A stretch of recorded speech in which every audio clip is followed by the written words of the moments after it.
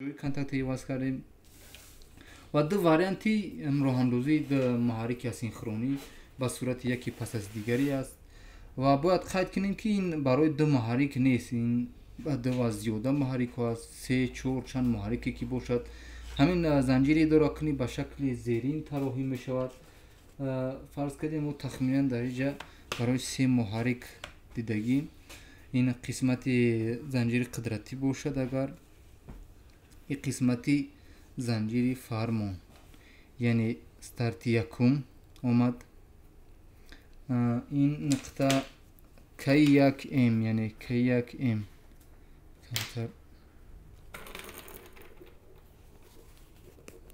тиғора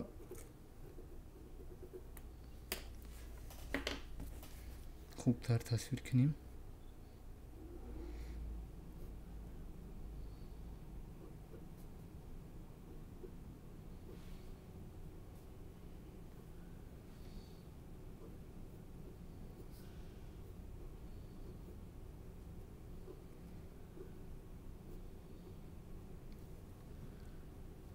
яъне се муҳаррик аст. муҳаррики якум, дуюм, сеюм. SC2 барои роҳандозии K1M аст. аз ягон ҷо идора намешавад, бевосита K1M роҳандозӣ мешавад. SC3 барои роҳандозии K2M муҳаррики дуюм. муҳаррики дуюм пас аз инҷа K1M аст.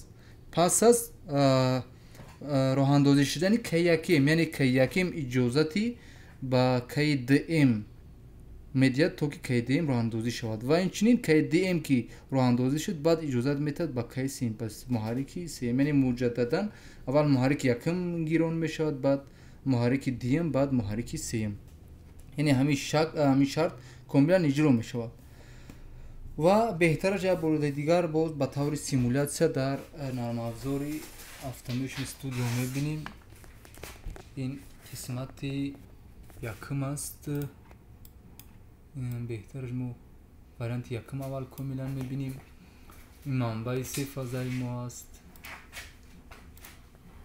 пайваст кардем ва ин занҷири идоракунист. яъне мо SC3-ра пахш мекунем, муҳаррики якуми мо роҳандозӣ мешавад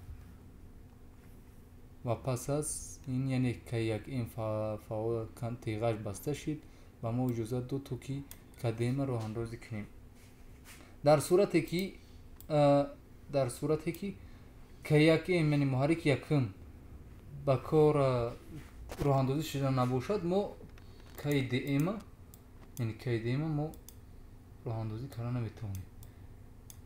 ягон натиҷа намедиҳад то шарти яке пас аз дигаре иҷро нашавад. ин реле серборӣ аст. яъне ин иҷро шуд. ин схемаи варианти якум аст. варианти дуюм ки мо як теғаи дигари контактори KM4 дар инҷа якум мо омӯзишро бо сабаби он ки дар инҷа мо чорта контактор истифода кардем, KM4, KM5 шудагӣ аст. яъне KM4, KM5. яъне мо аввал KM4-ро роҳандозӣ мекунем, муҳаррики якума, пас иҷозат медиҳад, яъне теғаш баста шуд, ба мо иҷозат медиҳад то ки KM5 дуюм муҳаррика роҳандозӣ кунем. ва инчунин мо дар инҷа мехоҳем ки оиди дарсҳои гузашта гуфтем ки занҷирҳои мо бояд занҷире ки тароҳӣ шавад то ки дар амал татбиқ шавад ва мо инҷа кӯшиш мекунем ки ба таври симулятсия як бори дигар бинем ки чӣ хел занҷир дар ҳақиқат кор мекунад. мо ба муҳаррик бор илова мекунем, яъне моментча пас мекунем. ин суръат аст, суръат поён омадааст. яъне мо чанде ки борро дар муҳаррик изофа кунем, агар табиист ки суръати муҳаррик паст мешавад ва бояд яъне релеи ҳимояи сербории мо ба кор дарояд ва занҷири моро комилан қатъ кунад. яъне ба кор даромад. F4 ба кор даромад ва аз ин нуқта аллакай занҷири идоракунии моро қатъ кард. яъне мо چنده کی ستارت علاقه پخش کنیم یگان مورد حاصل نمیشود تا زمانی که ما ریله سرباری را ریست نکنیم. و یک نقطه دیگر است میخوام اینچنین باز رسیچی کوتاه هم یک بار دیگر بینیم. ما تخمینا یک رسیچی کوتاه در اینجا حاصل میکنیم تا بینیم که زنجیر ما در حقیقتا هم از اتصال کوتاه حمایه میکنه. فرض کنیم همین نقطه را من نولا با فاز اتصال کوتاه میگیم. یعنی این نقطه یعنی فرض کنیم علاقه زنجیر ما پورا کار کرده ایستوده است. همین تا کمتر میکنیم هم حمایه سرباری اجرا شد. مقصد حمایه از رسیش کوتاه است در اینجا.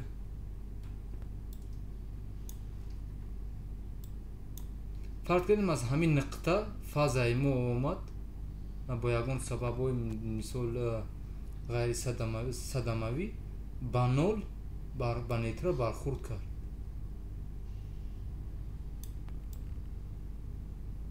یعنی فاز با نول کی در اینجا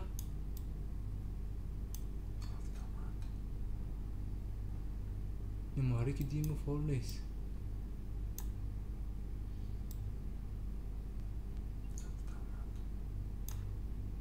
حمایه سرباری علاقه محرک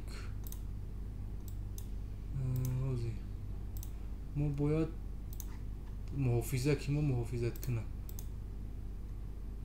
از این نقطه نی. اگر ما پیش از کانتاکتو تیغا گیریم یعنی اتصال کوتاه با وجود اومد درست. یعنی محافظه که ما محافظت کرد زنجیری اداره کنی را. یعنی همین قسمت محافظه که بینیم علاقه زودگدازی اون گداخته شد و این قسمت پر را حمایه شد. و اگر فرض کنیم در زنجیر قدرت اگر یگان اتصال کوتاه با وجود آید، فرض کنیم اتصال کوتاه چی بین فازه و یعنی از همین نقطه ما میگیریم بین فازه و زمین یگان اتصال کوتاه میدیم و میبینیم اتوماتیک ما در رفتی کار مشاهده میکنیم محرک ما با کار کرده استود است و نخست اتصال کوتاه با وجود اومد. یعنی اتومات کلید حمایوی ما از این نقطه قطع کرد که این باعث میشه که جریان از این نقطه عبور نکنه. و یا که بین فازوی اگر که یگان اتصال کوتاه با وجود آید، فرض کنیم فاز یکم با فاز دویم یا که سیم با دویم اتصال کرد مشاهده میکنیم که زنجیر ما چقدر حمایه میکنه.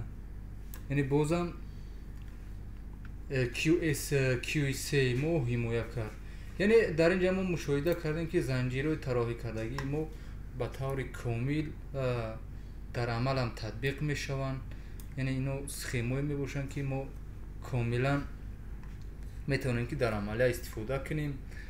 و این بود تنها اوید نقشه کشی که یک جای اجرا کردیم و سیمولاسیون هم دیدیم و در درس آینده ما کوشش میکنیم که همین نقشه را یعنی همین درس ششم رو اندازه دو محرک سینخرون با صورت یکی پس از دیگری به طور تجربوی دیده براییم.